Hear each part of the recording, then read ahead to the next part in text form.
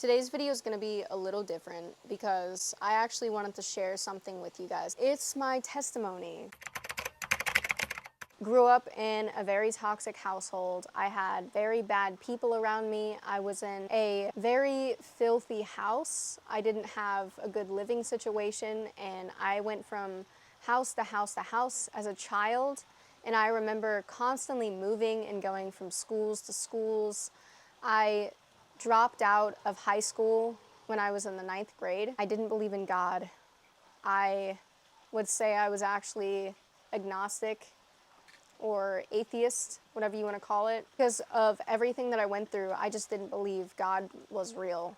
Because I was thinking, why would he allow bad things to happen? Why would he allow me to go through all of these things and go through all of this pain if God is real? I remember in high school, I actually had the worst experience because I had zero friends, zero people in my life that I actually could call home. Like I never felt home with anyone. And because I didn't have a connection to God either, I just felt extremely isolated. And I didn't understand why I was even here. I went through so much traumatic pain in high school that I would walk around in school by myself. I really just started wondering what's the point in doing all these classes and attending all these classes, getting these grades. None of this matters. I'm not going to need any of this when I get out of school. I just had a huge realization that, because of everything that I was going through at home, I think I was way too emotionally mature for the people in my grade level. And even the teachers, I felt like were more immature than I was. And I think it's just because of how much I went through. I was kind of forced to grow up, I will say. That by time, you know, I got out of school, I was kind of stuck with no high school diploma, no car. I had really no parents, no siblings that I could go to. I am the youngest of 10 kids, but it felt really alone. It really did. And I remember this one time, mom had asked me to go to church with her. And like I said, I didn't really know God like that. So I was like, okay. I mean, it's just another typical day for me. I remember when I walked into the doors and I heard the choir singing, I actually just started bursting into tears because I'm usually not touched by music like that, but when I started bursting into tears, I was just like, I literally can't stop crying. I don't know why I'm crying. And my mom just whispered to me and said, you know, that's God. That's God. That's God's presence. And it was like a feeling I had never felt before. And I didn't even know God like that. I had no idea what to expect. I was just like, this is something that I had never experienced before. So this is bizarre. This is crazy to me. Go home that day and I just started making a prayer and I said, God, if you're real, remove the people that are not meant to be in my life and keep the people that are meant to be in my life. And everyone that was around me, my significant other at the time, my friends, my family, he removed absolutely everyone and kept me isolated, and I had absolutely zero people. So I started wondering why I was so alone, why I was so empty and depressed and anxious all the time and needing to take anxiety medication. I just remember having zero faith and wondering why I was so alone.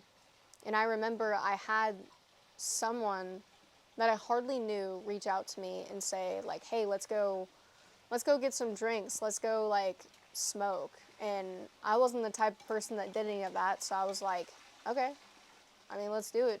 What do I have to lose, Because I didn't really have anything. I was really just not worried about it. I go and hang out with these people and we're just drinking, we're smoking, and really I think because of the emotional maturity I had at such a young age and having so much realization and seeing everything, I only did that for a month. the drinking, smoking. After that, I kind of realized it was a dead end. And I think a lot of people realize that way later on, like years from now, because they're so stuck on, hey, we're having such a good time, you know, this is great, but by the time they're doing all that, they're catching up on everything they needed to do by like 30 years old.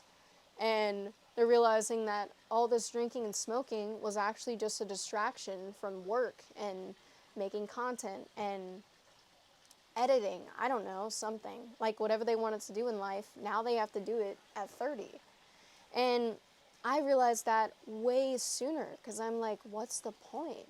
Like, why are we drinking? This isn't fun. I feel horrible. Why are hangovers even a thing? Like, I feel horrible, you know?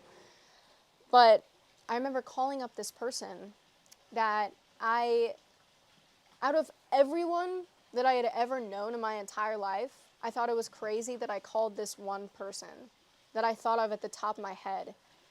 And this person was actually my boyfriend, which is my current boyfriend now.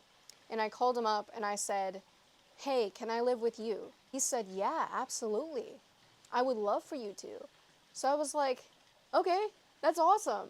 I mean, I hadn't lived anywhere else outside of this one house with like dirt and bugs and cat poo, and like I had respiratory infections back to back to back. So I was absolutely excited to be able to move and move on. But I remember packing up my room and I was really like sad. Not because I didn't not want to move, but just because it was something new to me and I wasn't used to change, I think. But by the time I moved in with my boyfriend, I had my first shower and it was like clean. And I took showers all the time in the house I lived in previously, but it was like taking a shower in dirt. It was like filthy. And I never felt clean. And I had never had my first clean shower in my entire life. And by the time I took that shower, I was just bursting into tears because of how grateful I was to be able to have a clean shower and actually feel clean after it. So I just kept thanking him, and I started thanking God. Time goes by, and I get into a car accident actually that changed my entire life. To keep it short, I basically got chronic pain from it. I had a bulging disc on both ends of my spine and a straight neck that I had found out from a doctor after doing an x-ray. So I went years and years and years of asking doctors, like, what's wrong with me? Why am I feeling chronic pain at, 19, 20 years old? I shouldn't be feeling all this pain. I think it's crazy. And I had many doctors try to diagnose me with fibromyalgia, which is basically just, I don't know what you have, but you have chronic pain. So they put a label on it and they don't try to dig into it deeper for whatever reason. Some doctors really just want that paycheck, bro. But anyway, I just had many doctors not care about me. And I kept praying and asking God, like, when am I going to be healed? I felt like the little James in the Bible where he had, like, a bad hip or a bad leg or something. And he just felt like he was never going to be healed. But he had so much faith and so much love for God that he knew he was going to be healed one day. And even if it wasn't in this lifetime, why is God not listening to me? Why am I not being healed? And then I remember that same day that I had gotten the x-ray on my neck, I remember just crying to this doctor and saying thank you so much because no other doctor has been able to figure this out. And all it took was a simple x-ray, but no one cared enough, and I didn't know what I needed at the time. I remember just saying, God, thank you so much. Like, this is what I've been wanting the whole time. But he whispered to me and said, this was just part of your testimony. I just started bursting into tears. And for someone that doesn't really read the Bible that much or really at all, I heard something in my head. And it said John 14:27. Again, I don't read the Bible like that. So I had no idea why I thought of that at the top of my head. But it was God. I go and pull out the Bible and I look at it, and it says, "Peace I leave to you, peace I give to you. I do not give to you as the world gives. Do not let your hearts be troubled. Do not be afraid." There's no coincidences with God. There is absolutely zero coincidences. And I thought that was insane that he spoke to me that way. He said it's part of my testimony. It's something that I went through for a reason. And I think without the struggles and the pain and the suffering, we wouldn't know what we're missing out on. We wouldn't know how good life can be. If everything was good, we would not even know what we need saving from. We need to be saved. God allows bad things to happen to good people all the time, but it's part of our testimonies. It's part of how we're growing. It's part of how we learn things. If everything was good and there was no bad, we wouldn't know what we need saving from. God is good. Hurt people will hurt people all the time. God is good and God is love, but people are sinful and people hurt people. That's just it. But everything that I went through had a purpose and had a point. And I think if I didn't go through any of those things, I wouldn't be here today. I wouldn't be where I am right now.